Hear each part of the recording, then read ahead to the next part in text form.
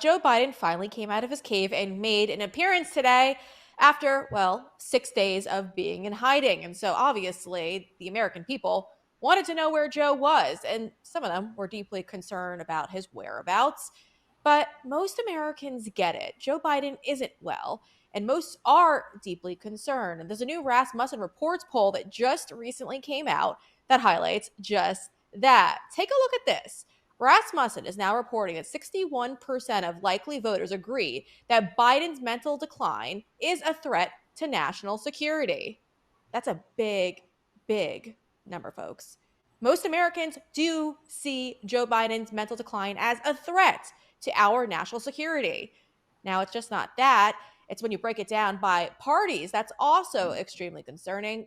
Likely voters somewhat view Biden's mental decline as a threat to national security. Here's the breakdown: 81% of Republicans said yes, 39% of Democrats also said yes, and 62% of those not affiliated with each major party also said yes. Joining us to break all of this down is Mark Mitchell, the head pollster over at Rasmussen Reports.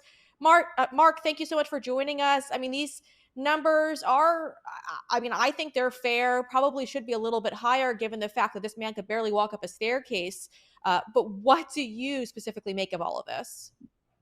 I mean, people have seen Joe Biden deteriorating for years, but even then, that debate was a really big surprise to people. And I just have to take a moment and say, with all the things hitting the news new every day, I have to be very specific about when our poll numbers come out now, right? Because a lot's just changed, even in the last 2 days. This poll specifically was begun on July 5th, so it would have been about a week after the debate, and run all the way up until July 12th, the day before Trump's assassination attempt. So people saw the debate and agree or disagree, Joe Biden's mental decline, national security threat. Super strong majority, a massive number of Democrats. It really did wake people up. But what was crazy about it, and I invite all your viewers to go to RasmussenReports.com. This is a sponsored poll, and this is the huge mega swing state poll we did. It had 5,600 respondents, a lot of very rich data. We've been trickling it out, sponsored by the Heartland Institute, so people can look at the crosstabs themselves. But the craziest thing is that nationally in this poll, Trump only led Biden by 3 points, which is the tightest we had the race since November. So even despite the fact that 40% Democrats think that Joe Biden's mental decline is a national security threat, they still, like 85% of them still say they'd vote for this guy. And the other questions here are crazy. People should go look at it. Agree or disagree, Joe Biden is one of the worst presidents in American history. 49% of voters agree, 38% strongly, only 47% disagree. So it's split. But seriously, really big poll. But the cool thing is everybody's been yelling at us because of this Trump +3. I think it's a fair representation because the Democrats got scared about that debate and rallied around Biden because they're afraid that, for the first time, it looks like Trump might have a chance. Everybody on the news is trashing Biden all of a sudden. But we have just released today our first post-assassination numbers, and these actually were taken after the RNC. We waited to get, all of that week of positive press for Trump. Trump is now back up to +8. So that's a massive swing. And the big news is that now he's leading by more than 20 points among independents, which is just cataclysmically bad for Joe Biden. But of course, Joe Biden's not the candidate anymore. So. Like you said, we have to literally do these day by day at this point now because there's so much going on. Obviously, now Kamala is now the head on the Democrat ticket right now, and it's disturbing because, you and I spoke about this, Mark. She's more unlikable than Joe, and so it's hard to wrap your mind around the fact that now she's going to be leading this ticket. Do you think that data regarding President Trump being up by 8 will kind of bounce up a little bit further once we start polling for Kamala? Because I think that's a big one. Well, I actually have new data that I can talk about. But, we've polled on Kamala before. She does slightly worse than Joe Biden. Her favorability numbers are kind of at a wash. What's interesting is that all of the Democrat candidates' favorability numbers kind of converged. And I think that's maybe because a lot of voters see it, as Vivek says, like a unified system that they're running against. But Biden definitely had an edge on all the other candidates, likely because all the time he spent in government and how much those people really respect,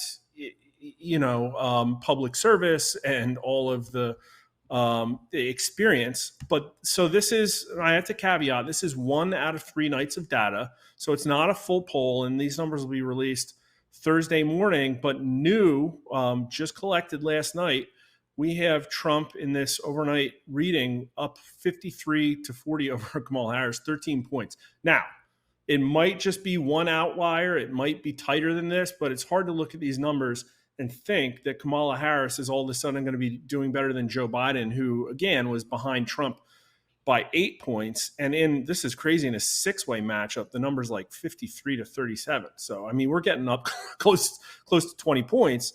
I mean, she's not, it's crazy for me to release these numbers, coming out later this week after just everybody dutifully lined up behind her and assigned all of the delegates to her. Every single congressman and senator, except for maybe like AOC, is just getting behind her. And this looks even more unwinnable for them than Biden does. So, I mean, his health really must be horrible. Yeah, yeah. Well, they're trying to backpedal. I don't know if you heard the reports. I think it was CBS News who was reporting that Joe Biden's own brother was saying that they're going to enjoy whatever time they have left with him, Yeah, right. but they're now claiming he's not dying. So I don't know.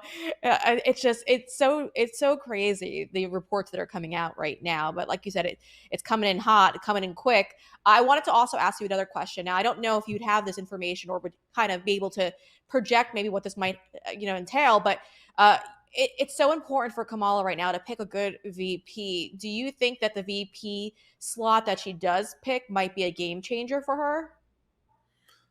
Um, It's a little that's a tough one. speculative. I Yeah. mean, we're getting over our skis here. I would wait, we're going to wait another 2 or 3 weeks to Mhm. even run another Kamala Harris matchup, because, a lot of things could happen, especially going into that open convention. I think just like pragmatically, if she names somebody like Hillary Clinton, which would bring a lot of foreign policy experience to her ticket, a lot of time, that's probably different than if she picks somebody like a Shapiro. I think it's probably similar.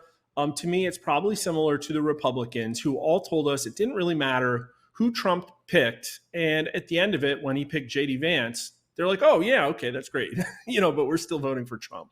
I think the Democrats are still going to vote for the Democrat because it's a Democrat, and they don't really, I don't think they care that much. I mean, this whole cycle really has just been about the diametrically different futures of America that Joe Biden and Donald Trump represent. I don't think, the VP candidate really makes a difference there.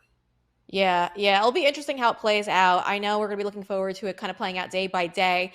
Mark, but like you kind of hinted to, there's going to be new results coming out soon from your Rasmussen Reports polling data. So I wanted to direct our audience to your YouTube page. That's where you go and break everything down. So I'd highly recommend our audience heading over there if they want to keep following you. You guys also have a great Twitter page as well where you keep everyone informed. So definitely give that a look too. It should be interesting, Mark. And I know you guys are going to be busy hacking away at these polls. So thank you for everything that you do. We look forward to having you back on soon.